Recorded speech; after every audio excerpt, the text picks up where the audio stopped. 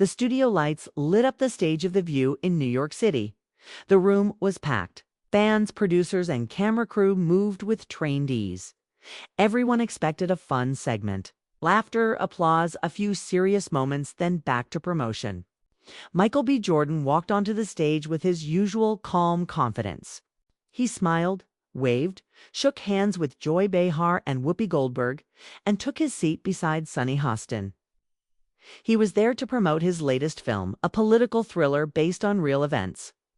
The movie, which involved drone warfare and secret operations in Africa, had already sparked quiet conversations in Washington. But this morning on live television, it was supposed to be about art, not politics. At first, everything went according to plan. Joy teased Michael about his workout routine. Whoopi asked about the director's cut. The audience clapped along, laughing at his smooth answers and playful charm. But then Sunny leaned forward, and the tone shifted like a cloud passing over the sun. "Michael," she began, voice calm but focused, "you've played so many powerful Black figures, real heroes. Don't you think that comes with a responsibility? Not just in acting, but in real life?" Michael paused. It was a fair question on the surface. Still, something behind the words made him sit a little straighter. He smiled slightly, then replied, "I do believe in using my platform. I've tried to do that through my roles, my foundation, and the stories I support." Sunny didn't nod. Instead, she tilted her head and asked again, "But isn't there a difference between commitment and convenience?" The audience quieted. The shift was felt immediately. No more applause. Just silence and alert eyes. Michael looked at her, his expression neutral but focused. "I don't do this for headlines," he said. "I believe in storytelling. Sometimes that says more than a speech ever can." Sunny wasn't letting go. "Some people think you hide behind art," she said. "That it's a shield. That you're avoiding using your voice when it really matters." The air grew tight. It wasn't a debate anymore, it was something deeper. Personal. Michael's face hardened just slightly. A flicker of something passed through his eyes. Hurt, anger, disappointment. He answered slowly, carefully. "With all due respect, I came here to talk in good faith. What you're doing isn't about truth, it's performance." Gasps. Soft murmurs rippled through the crowd. Even Joy's smile faded. Whoopi shifted in her seat, clearly sensing the storm brewing. The producers looked at each other backstage, unsure if they should cut to break. Sunny's tone grew sharper. "If asking real questions is performance, then maybe you're not ready to lead the way people think you are." Michael leaned in. "Don't mistake quiet for weak. I lead every D in ways you don't see, and I don't owe anyone a speech to prove it." The audience sat still, silent. Watching, it didn't feel like TV anymore. It felt real raw. Two strong voices colliding in front of millions. There was no shouting, no name-calling, just tension so thick you could feel it through the screen. Michael glanced around. He adjusted his mic, then looked back at Sunny one last time. The look on his face said everything come but burning with something unspoken. He hadn't raised his voice once, but his words had struck deep. And that's when the mood in the room changed completely. Something had broken. Not loudly, but cleanly. The conversation was no longer light or friendly. It had become something else. And everyone watching could feel it. The next morning, the headlines were everywhere. "Michael B. Jordan walks off The View. Was it just about a question?" "Sunny." Hostin faces backlash after confrontation turns personal. Jordan's film linked to real-life military secrets. Clips from the show flooded social media. Millions replayed the moment when Michael calmly stood, removed his mic, and left the stage. Some called him a hero. Others said he couldn't take the heat. But what almost no one noticed except those who were looking carefully was the look he gave Sunny just before walking off. It wasn't anger. It was warning. Backstage, the atmosphere had been tense even before the cameras rolled. A junior producer, Nina, had overheard something odd in the control room. A message came in from someone outside ABC, a man from Washington. He'd asked no, insisted that Sonny bring up Michael's political silence, said it was important for the narrative. Nina hadn't thought much of it at the time. Guests were challenged all the time. But now it didn't feel like just a question. Michael had flown back to Los Angeles that same evening. He didn't speak to the press, not even a tweet, just silence. At his home, away from the public eye, he sat alone in his office. The shades were drawn. On the wall across from his desk was a framed, letter-faded official, marked confidential. It was a letter from 3 years ago. From someone in the Department of Defense. It had been a warning, cloaked as advice: proceed with caution. If your proposed film aligns too closely with classified operations in Niger, we strongly recommend a rewrite. Michael hadn't rewritten anything. The film, titled Ghost Horizon, was fiction officially, but it was inspired by true events, gathered through whispered conversations, research, and yes people who couldn't go on record. It told the story of an unauthorized drone strike that killed a group of civilians during a covert U.S. mission. In the film, a whistleblower speaks out. In real life, that person never made it to court. Sonny hadn't known that. Or maybe she had. Michael couldn't tell. Her words, her tone, they weren't random. They had precision. And it wasn't the first time someone had used a national TV platform to push pressure onto him. He opened a drawer in his desk and pulled out a flash drive. On it was raw footage, never shared, never seen. It showed scenes cut from the final version of the film. But one scene in particular had haunted him. A mother crying in a small North African village, holding her son's scorched backpack. No script, real footage, obtained through a source he could never name. He had planned to use it in the credits.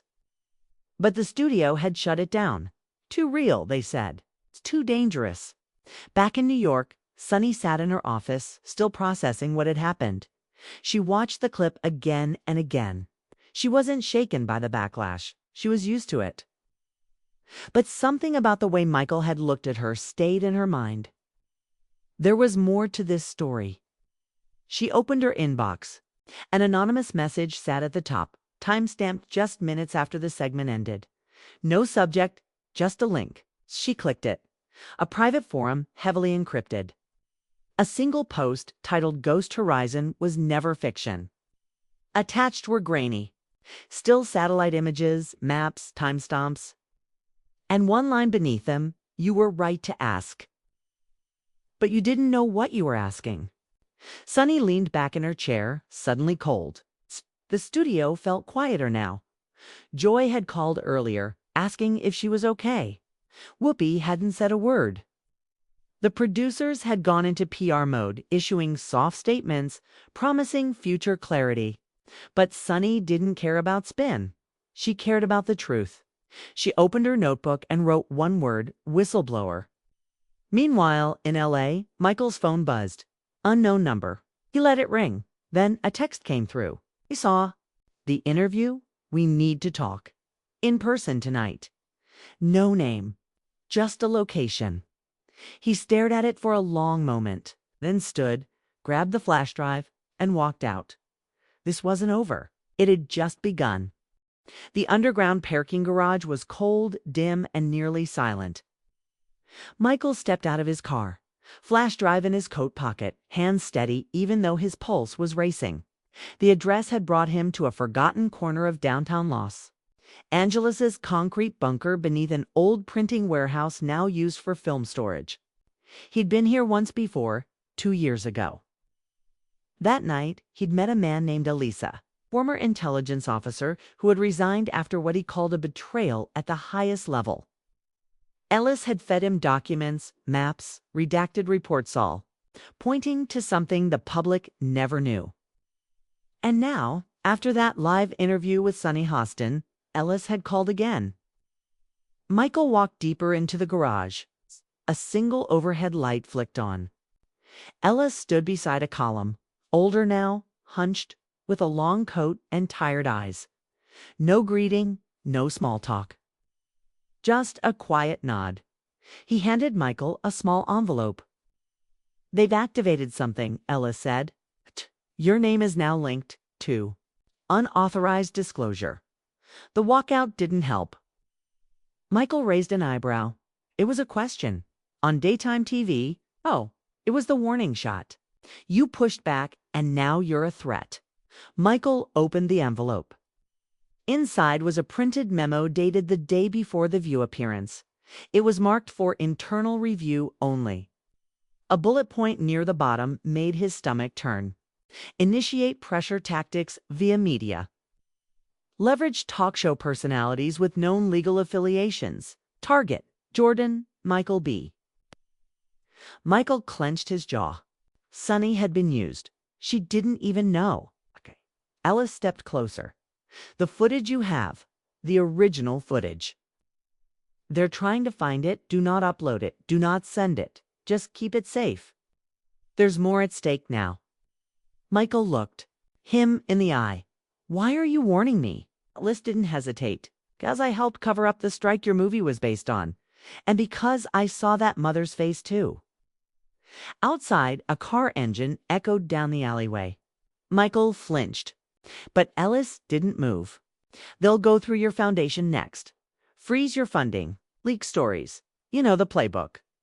Michael nodded. He turned to leave, but paused. "You ever think maybe people deserve to know everything?" Ellis gave a tired smile. "They do. But the people in charge don't care about that.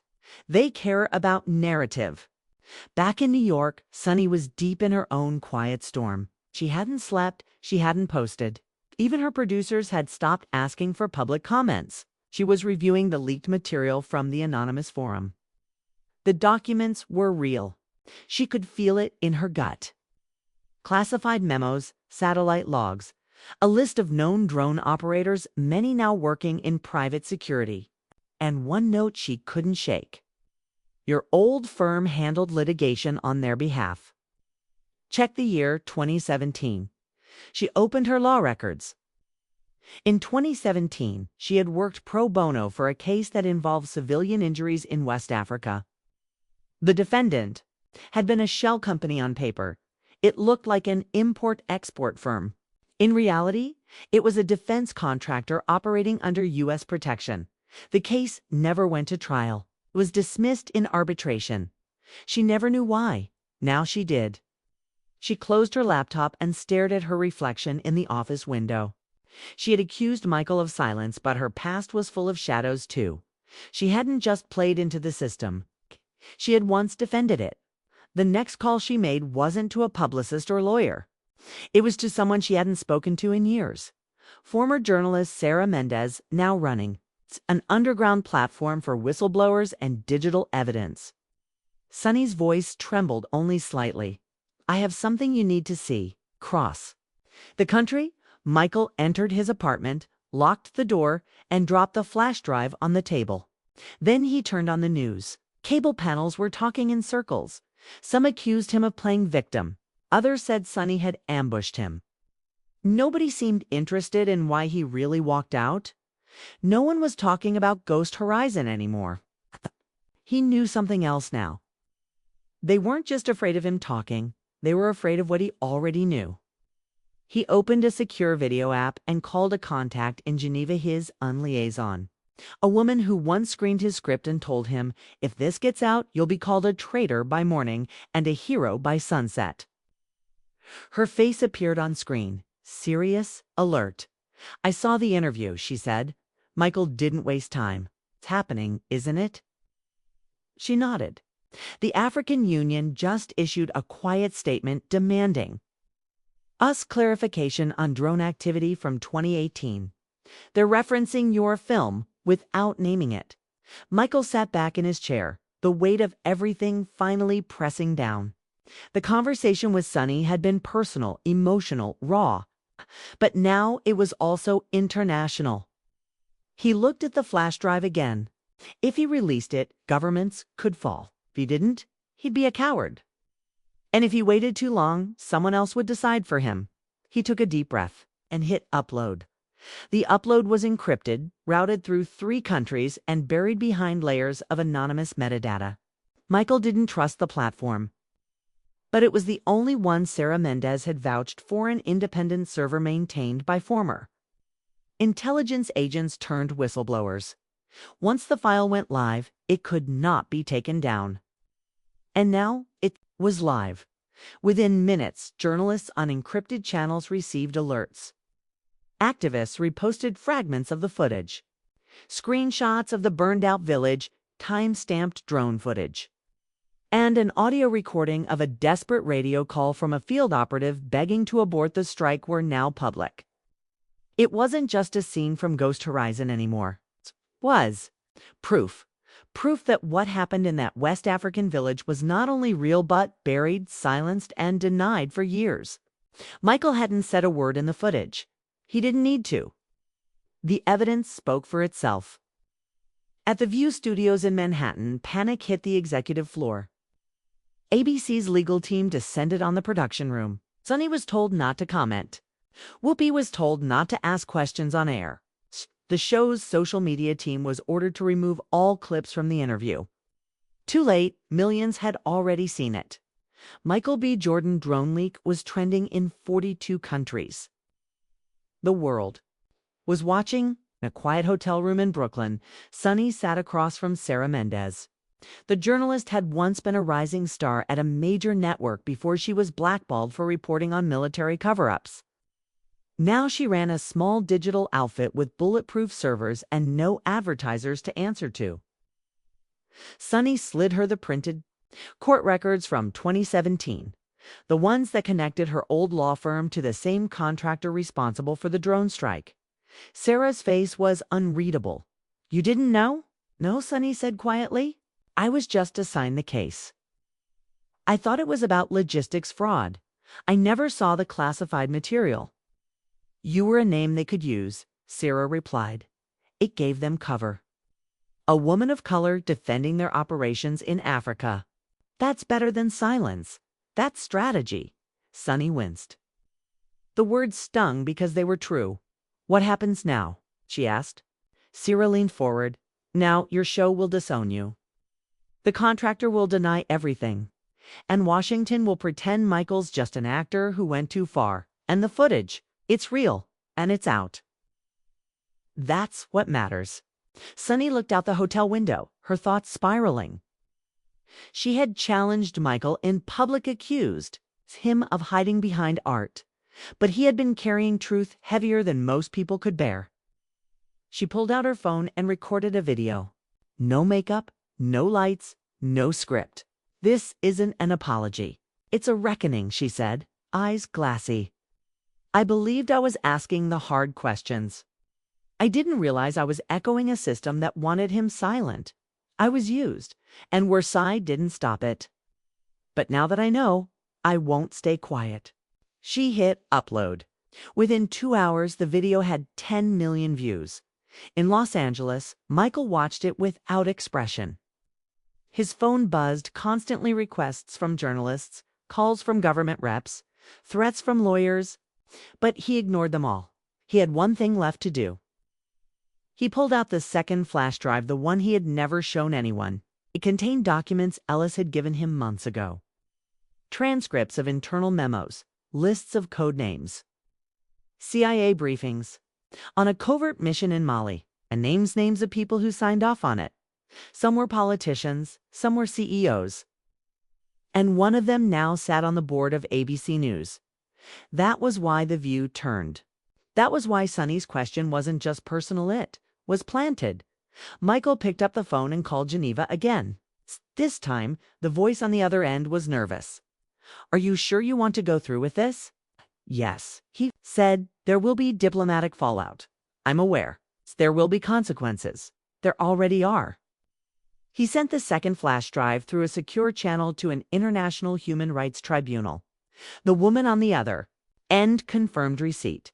"We'll move fast," she said. "This is bigger than we thought." That night, the world shifted. A former drone operator confessed anonymously in a podcast interview.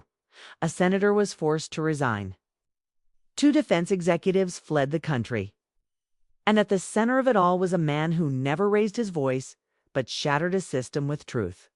The next morning, Michael sat alone in his apartment as helicopters buzzed overhead.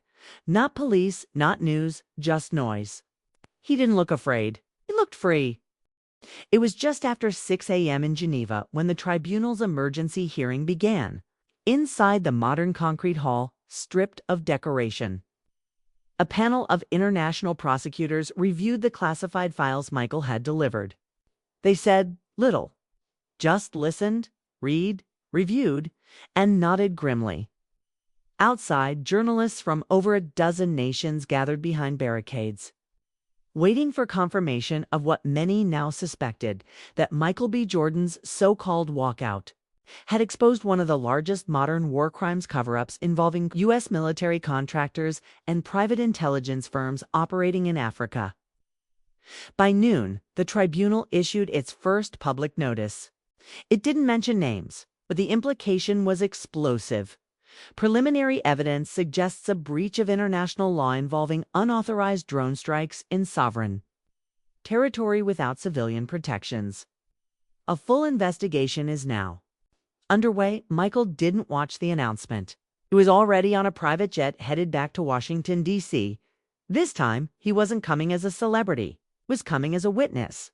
In a quiet office within the U.S. Capitol complex, a senior aide for the Senate Intelligence Committee reviewed the same footage, now gripping global headlines. She had known about the strike. Everyone in her office had. But they'd all been told it was classified to protect national interests. Ow. Those interests were exposed, and the public was angry. Angrier still were the corporate lobbyists, especially the ones tied to the defense contractor named in the documents. Stocks plummeted. A press release tried to call Michael's film dangerous disinformation, but the claim didn't last an hour. Too many facts, too much proof. And now a familiar voice was back in the conversation. Sunny Hostin. She had become a lightning rod. Some viewers blamed her, others praised her bravery for admitting the truth. But none could ignore her latest interview, done not on The View, but with Sarah Mendez in a dimly lit studio that streamed the interview live to 20 million people. "I've sat on that stage for years," Sunny said quietly. "And I always believed we were giving voice to the voiceless. But that day, I was the voice of the people trying to silence someone who had already risked everything. And I can't walk that back, but I can stand beside him now." That interview broke the final wall. Mainstream media had no choice but to shift. CNN ran a full segment called From Actor to Whistleblower, the Michael B. Jordan Expose. Al Jazeera's lead anchor called it the most significant civilian-led intelligence leak since the Snowden revelations. But behind the headlines, something darker was unfolding. Late at night, Michael's lawyer received an encrypted call from a DC contact. "They've opened a file on him," the voice said. "It's not legal, governmental. They're tracking who he speaks to, where he goes. This goes beyond PR damage. Control. This is containment." Michael knew the risks. But he also knew what silence had already cost the people in that village. The mother, the child. The bodies mistaken for enemy combatants. It's the excuse that would always follow collateral damage. He arrived in Washington quietly. No press, no cameras. It's just an armored SUV, tinted windows, and a document case in hand. He was escorted to a secure hearing room under the Capitol. Only a handful of senators were present. The room was bare. No phones, no aides, just recorders and gravity. They asked questions. Michael answered .com/measured. When he was done, he handed them the second flash drive. "This isn't about me," he said. "It's about who we are when no one is watching." Outside, protesters had begun gathering at the Capitol steps. Some held signs with his name, others with the name of the village Cool Niger. Until now, most Americans had never heard of it. It was on every screen.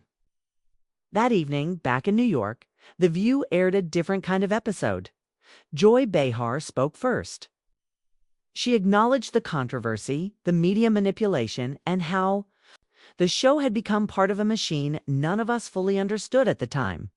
Then, in a surprise move, they played the unedited interview footage the part producers had cut, where Michael spoke about the real-life stories behind his film, the NGO work he'd supported, the veterans who'd come to him with PTSD from silent operations they could never speak of. It aired in full. No edits, no commentary, just truth. And when it ended, the audience didn't clap. They stood quietly, respectfully, as if in mourning and in gratitude. At that same moment, a closed-door meeting at the Pentagon was underway. Generals, contractors, and legal advisors reviewed the blowback. "This was never supposed to get out," one whispered. "But it has," another replied. "And it's not just one strike anymore.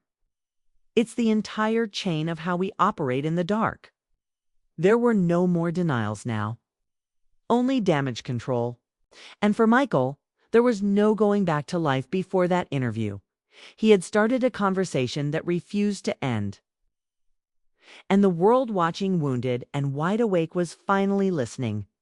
The Senate building buzzed with unusual energy. For once, the cameras outside weren't hunting for partisan gaffes or celebrity drop-ins. They were waiting restless, alert for the man who had unintentionally sparked a global reckoning. Michael B. Jordan was scheduled to return for a public committee session.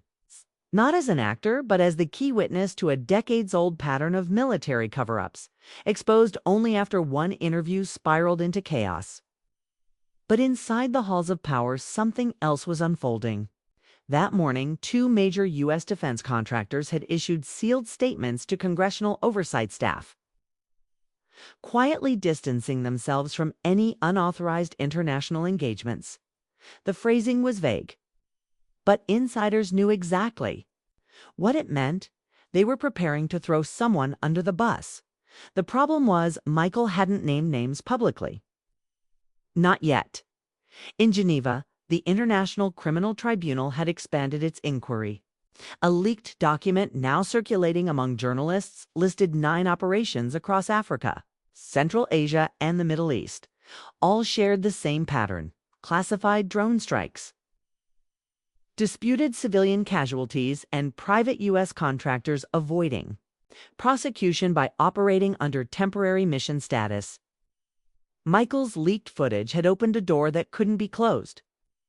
Inside a hotel suite just blocks from the Capitol, Sonny Hostin sat with Sarah Mendez, reviewing the final edits of their joint investigative documentary. What had started as a private apology had become something far more explosive. The documentary, after the strike, would not only confirm Michael's evidence, but trace the entire political apparatus that made it possible, the revolving door between Pentagon officials and defense boardrooms, the financial handshakes, and the silencing of victims in exchange for aid packages. Sonny stared at the screen. There was a clip of her from the now infamous episode of The View, her voice sharp, her tone accusatory. "I watched myself become someone's weapon," she said quietly. Sarah nodded. "And now you're disarming the system that handed you the blade." The documentary would air that Sunday on every major independent platform and, in a last-minute twist, also on ABC's own streaming service. The board had caved under pressure, desperate to salvage public trust. Legal teams warned them, but public outrage outweighed lawsuits now. Back in the Capitol, Michael sat alone in a private lounge before his testimony. A Senate staffer entered, quietly placing a folder in front of him. "No name on this," she whispered. "But it came from a military attaché in Nairobi. Said it belongs to you." Inside was a photo. It showed the village of Cool rebuilt, children playing near a new school. A mural painted on the side of the wall. It was of a man in a coat holding a book, not a weapon. Below it, someone had written in French, "La vera éclaire les morts." The truth illuminates the dead.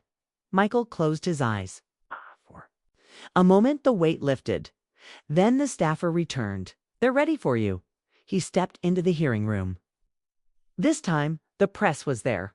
So were military aides, NGO observers, and behind dark glass representatives from 3 embassies. He took his seat, raised his right hand, and began to speak. What he said wasn't angry. It wasn't dramatic. It was deliberate. Each sentence, a stone dropped into water, rippling outward. He spoke of the whistleblower who had risked their life to send him footage. Of Ellis, the ex-agent who'd confessed his role in the cover-up. Of how war, when hidden, stops being strategy and becomes theater designed not to protect but to distract. Some say I'm just an actor, he said, voice low but clear. And they're right. I act because the people with real power refuse to. The room went silent. No senators interrupted. No one dared. Outside, protesters held up banners that read, "Show us the whole war." K in Nairobi, Paris, and Sao Paulo. Similar crowds gathered. The footage had gone global. And so had the story. But it was far from over. That evening, as Michael exited the building, a man in a suit approached him. Not press. Not security. He introduced himself simply. I represent former intelligence operatives who believe you've just scratched the surface. Michael looked at him without blinking. And dig, he replied. The man handed him a flash drive. One more chapter, he said. Michael took it. No words, no promises. He already knew. The final part of this wasn't about telling the truth. It was about what people would do once they heard it. The flash drive was cold in his hand. Michael B. Jordan sat alone in his apartment once again. The lights off, curtains drawn, only the blue glow of his laptop lighting the room. The file on the drive was labeled simply Op Horizon Black, Debrief 3. It was real government format, dated 2 years before he'd ever even conceived Ghost Horizon. He clicked, a grainy video played. Night vision. A strike team approaching a compound. No weapons were visible in these civilians. Women, children, men running in confusion. Then a flash, the screen went white. A voice, distorted through a comms link, muttered, "Confirm objective." Neutralized. But there had been no target, only life. The next file was a transcript and internal post-op analysis from the same defense contractor he had exposed. It didn't express regret. It talked about narrative recovery and optical management. There was no mention of the people lost, only press strategy. Michael stared at the screen, numb. This was the last piece. The one no one wanted to admit existed.